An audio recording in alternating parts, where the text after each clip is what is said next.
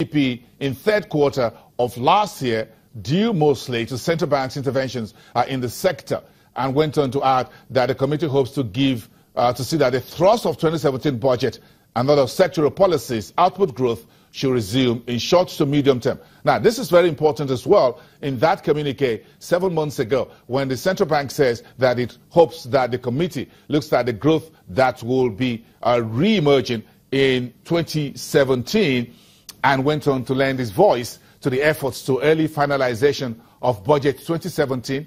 Well, that didn't really actually happen. The 2017 budget was dragged for 6 months and was only signed in June. Now we're expecting the first tranche of the capital expenditure from the Buhari's administration as far as the budget was concerned. And of course, the issue of the PPP was part of the constitution. What's the outlook for for this year?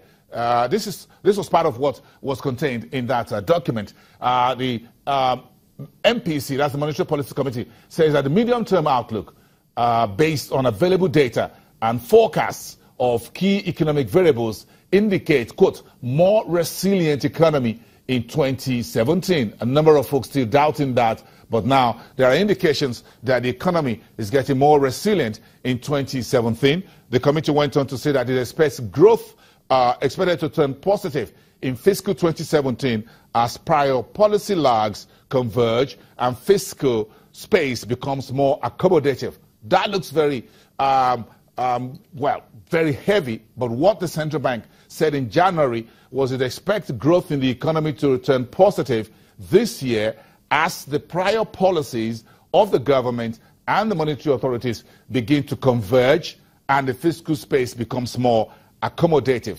We've got analysts who will be talking us through this today, tomorrow, and Wednesday.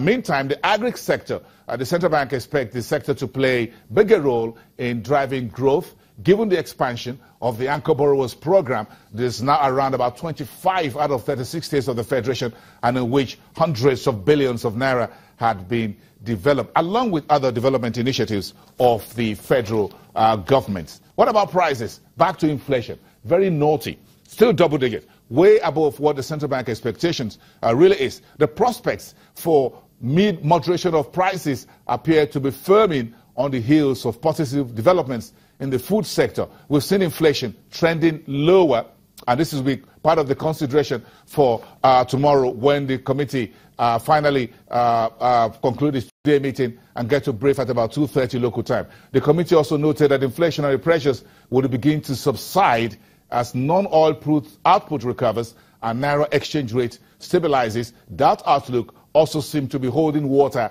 7 months after. Therefore, the committee decided on January the 24th, that interest rate cuts would worsen inflationary conditions and undermine the current economic outlook and the outlook for stability in the FX markets. So, the decision in January was to hold interest rates and all of that parameters unchanged, and that had remained so since January to date. Now we're back to another decision day, and that will be tomorrow, Tuesday, the 25th of July. So let's begin this round of conversations and discussions around what to expect, and let's unpack this as we start this business and interesting week. Michael Famuruti is the economist at Vetivo Capital Management and is doing the cutting razor for us this morning, joining us via live. Michael, hope you had a very great weekend. Thanks for coming through. I'm sure you've listened to that very long and winding recap of the January considerations, and we think it's very important to bring everyone up to speed way back in January when we started 2017. So I'm going to ask you the question. What are your thoughts regarding where we started the new year and what had informed MPC considerations first time, second time, and third time in the new year? Morning, boss, and thanks for having me. Yeah, I did have a good weekend. It's good to be here. I totally agree that it was good to hear the January statements, really mainly so that we can see how much has changed since then. So whilst they didn't want to ease in January, that was sort of the leaning that they were looking to sort of go to later in the year. And to put it simply, that is sort of out the window now because for me, the chances of easing are very minimal. There's too much going on around on inflation domestically, on the external front when you look at the US Fed raising rates and how that would put pressure on the Naira and the NAFEX market and so on. There's way too much going on to sort of think that the CBN would look at easing. And the governor himself, in his May statement, actually mentioned that looking at the CBN's in-house data, current inflation levels are above the levels that are beneficial for growth. So even if you look at it from a how to stimulate the economic perspective, the case is stronger to attack pricing pressures that are probably weakening demand as opposed to trying to stimulate growth directly through added credit. Very quick question, Michael. What has changed since then and what has not changed in the last 6 or 7 months of the year?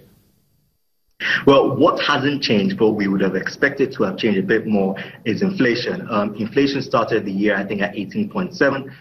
Right now it's about 16.1, which is not a big drop. At the start of the year, my expectation for June inflation was somewhere around 14.5%. So it's consistently beat estimates. Food prices, as we know, have been much higher than expected. And that has been a bit of a surprise. What has changed really is the foreign exchange market. That has been a positive development. Whilst it's still not fully resolved, the introduction of the NAFEX window especially, and the chance for us to have a platform that shows a fully floating exchange rate that is good for price discovery, that has been a positive. But like I said, that simply just lends further support to the view that now is not the time to ease, as that would probably create too much pressure on the Naira given what's going on the global scene. Well, Michael Famaroti, take a ringside seat as always. And of course, we'll get back to you in the week. Thank you very much for your time today. Michael Famaroti, economist at Vertivo Capital Management. And coming up, GT Bank, one of Nigeria's tier 1 lenders, released its outlook report on the economy in January this year. We're also bringing back that report for you after the break with an investment analyst here in the studios to unpack the markets and the MPC decision week. Stay with Business Morning. We'll be right back in 2.